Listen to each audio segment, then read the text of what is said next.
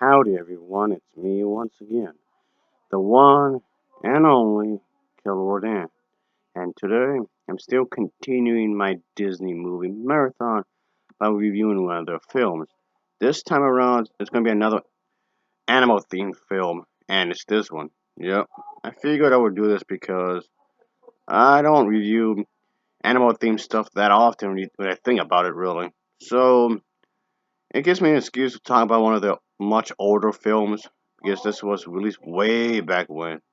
Well, regardless, as always, I do have to talk about the plot, so let's get into it, shall we? So here we go. So, of course, you're going to be focusing on this little scroll here. So, Pine Scroll to be more exact, whom encounters many different forest creatures, both friendly and dangerous, as it grows. So, you can be focusing on these adventures because it's a curious creature. I guess you can say. So it's a young female squirrel who learns about forest life and of course wants to have an adventure, of course. And that's basically what's going on here in this little film. I know it sounds very straight to the point, really. So, but that's fine. I mean, this of course was done in an effort to explore some ideas when it comes to the animal kingdom. So it's definitely something I would recommend. Upon its release, this film was generally well received by critics and audiences. So I would definitely say that this is something I would, of course, recommend. Definitely if you're an animal lover, that's for sure, folks. Because this, the focus is an animal, obviously, and it's told rather well. I guess, in other words, what I'm trying to say is that it does try to tell a pretty sort of story, even if it may not be the like any fancy special effects or whatnot.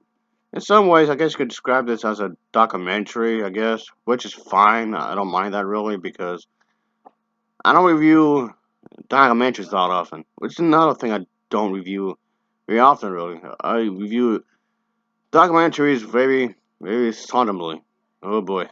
So anyway, this one actually did win an award for the 1958 Film Festival Golden Barrel Award. So that's that, of course.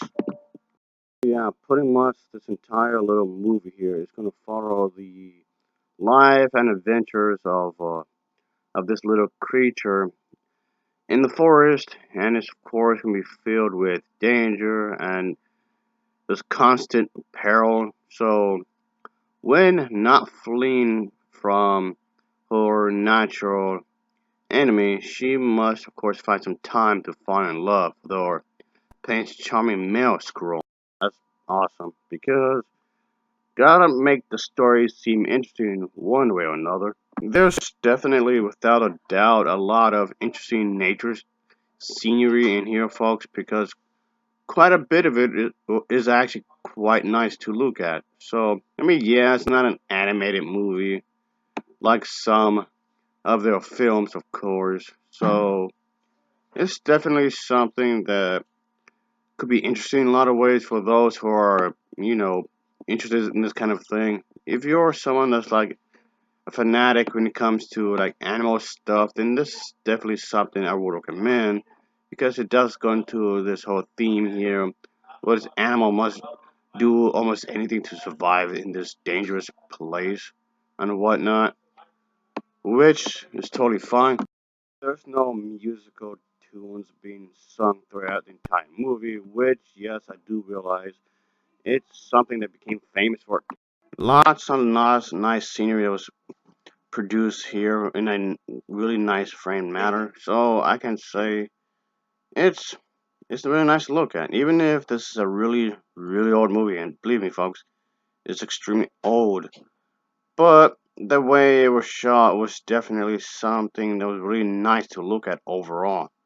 And I wouldn't mind watching this again because it was definitely nicely done.